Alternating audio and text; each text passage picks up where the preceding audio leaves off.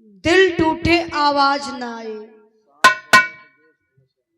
सांप डसे तो दोस्त बचाए, और दोस्त डसे तो कौन बचाए। सही बात। वातावरण पूरा दूषित है।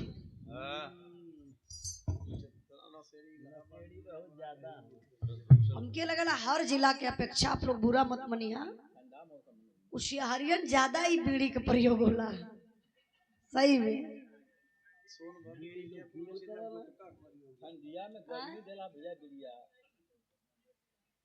अच्छा 124 नंबर दुल्हन कंपनी भी यार बीड़ी का 124 दुल्हन है। समझ में खींचत मधु दादा। ठीक है, ठीक वाला तो ठीक है, पी के लम्बे रही हैं यहाँ ले नाम मौके, लेकिन है भट्ठवा जरा देत हो, धुआं उड़ावत हो तो यहाँ लेवत दोनों ओर से धुआं निकारत हो। हमके बीड़ी और सिगरेट का धुआं बहुत लग जाला। हाँ, खाली गांजा का धुआं अच्छा लगला। जब से इनकर बहनिया पियत रहा, चिलमिया हमारे कैंसिल हो जाते हैं। इनकर बहनिया गजवा पिए ले, चिलमिया तू देला। साफी मास्टर से मांगे साफी लड़की। हाँ, हमका तो देखा कि गांजा का धुआं अच्छा लगला। कटिया मास्टर से ले ले रगड़े खा ले। कटिया मास्टर साहब दे देना। वही खोद भी हवा निकाले ले। बहुत बहुत आप लोगों के धन्यवाद देत बानी। ठंडा धीरे धीरे बढ़त बा, सुबहिया ले और बढ़ जाइए, लेकिन ठंडा में आप लोग वही ले बैठल हुआ। यही से पहले ही हम बिरहा सुना दली। हमके पता रहा कि महफिल में ऐसा लोग होबे करल, चाहे कौनो भी कार्यक्रम रहे, कुछ लोग देखे बदे अवलन, कुछ लोग सुने बदे अवलन, कुछ लोग हल्ला करे बदे अवलन, कुछ लोगन की आन मान दुनिया से मतलब है ना, चाहे वो घरे रहा, चाहे वो जंगल में रहा, चाहे वो महफिल में रहा, उसे दुनियादारी से मतलब ना। तो वो लोग चल गए, जान तो के गला देखे वाले गईला है और काम बनावे वाले गईला। कौन काम बना वाला? वाह, धान काटे हुए। तो देखी कुछ लोग चल गए, ये कुछ लोग बेहाई करत हो। ये जरती चाहिए फेंक दे ऊपर, पागल कहीं के। ये लोग भगवान हुआ मान कर, आप लोग वही ले बैठल हुआ, कहीं न कहीं मोहब्बत बहमान से। मोहब्बत ना बिना साधन वाले बैठल हो, साधन वाले निकल गए। सही भैया, बिना से नहीं यार, क्या गाड़ी उड़ी खड़ी है, नहीं मोहब्बत वाले आप लोग बैठल हुआ। बैठल नहीं हमारे भैया का एक बिरहा का फरमाइश में, महाभारत और रामायण से पहले बेरस हो गई। नहीं वही ने इलाहाबाद रामायण उमार थमले बा, वैसे अब आप लोगन के भी बदले के चाहिए, अंधविश्वास से थोड़ा दूरी बनावे के चाहिए, लेकिन अपन अपन भाई विचार बा, हम काहे मना करी।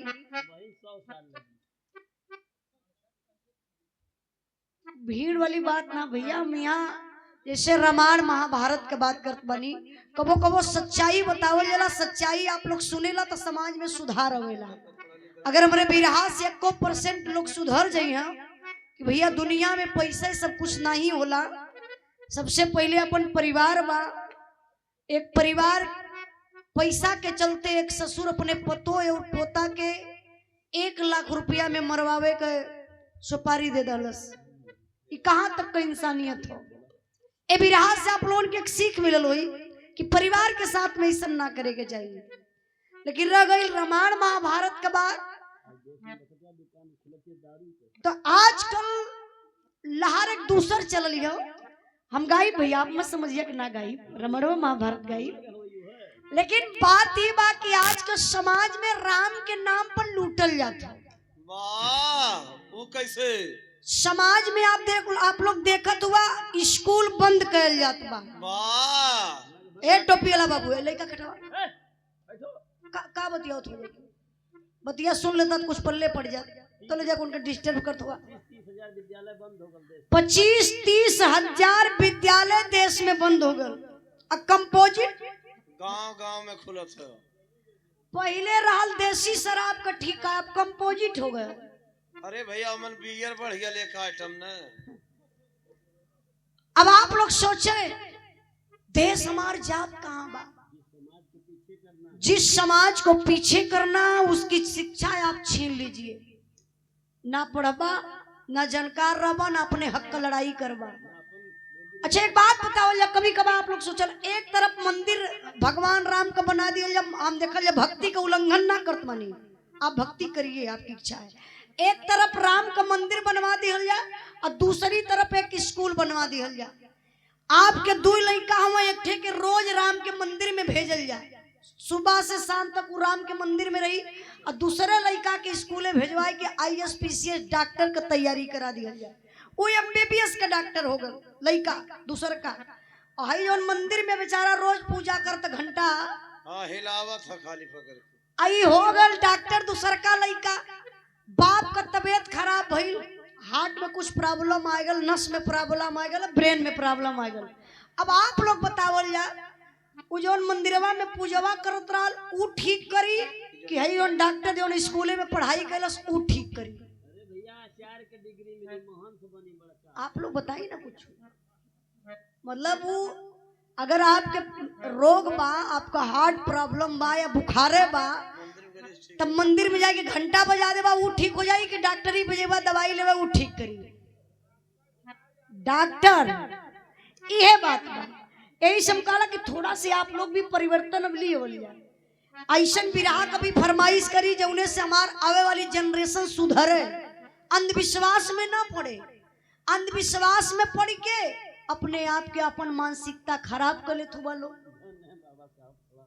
धन्य बाबा साहब भीमराव अंबेडकर जी जो हमें आपको अधिकार दिए, समता मूलक समाज बनाए, बराबरी का अधिकार दिए, एक नारा लगाए, शिक्षा वो शेरनी का दूध है, जो पीता है वही गुर्राता है, जो पीबे नहीं करेगा, जो पढ़बे ना करी वो कोनो समाज में ना बैठ पाई। ए लिए कभी कभी बढ़िया चीज सुनल कहीं आप लोग, जौने से आप लोगों के कुछ मिले। तो देखिए मेरे भैया का फरमाइश में महाभारत का टाइम पे आधा घंटा पूरा हमार कोशिश रही कि आधा घंटा से कम में गा देंगे। लेकिन जान तो पहली बार में बिरहा उड़ा होले भैया तो 3 लाइन का खाली लोग गीत गा के बैठ गिला। हम कहली अगर हम 3 लाइन का लोग गीतिया गा दे